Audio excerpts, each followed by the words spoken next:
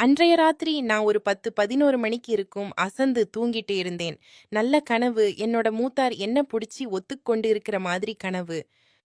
நான் மாமா சூப்பரா இருக்கு, மாமா செமையா இருக்கு, மாமா அப்படித்தான் நல்லா குத்துங்க மாமா, எங்க மாமா என்று பிதற்றியவாறு பெனாத்திக்கிட்டு இருந்திருக்க, என்னோட தாவணி முந்தானை ஒதுங்கி மொளைங்க 2ம் ஓபனா தெரிஞ்சிருக்கு.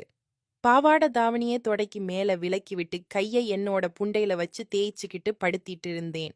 எங்கேயோ ஊர் சுத்த போயிருந்த என்னோட அண்ணன் வந்து என்ன பார்த்து அசந்து போய் பக்கத்துல படுத்துவன். என் மேல கால போட்ட நானும் நினைவுக்கு வந்தவள். என்னோட புருஷன் போறதா நினைச்சிட்டு மீண்டும் தூங்கிட்டேன். அசாம் என்னோட முளைகளை தொட்டு தடவினான்.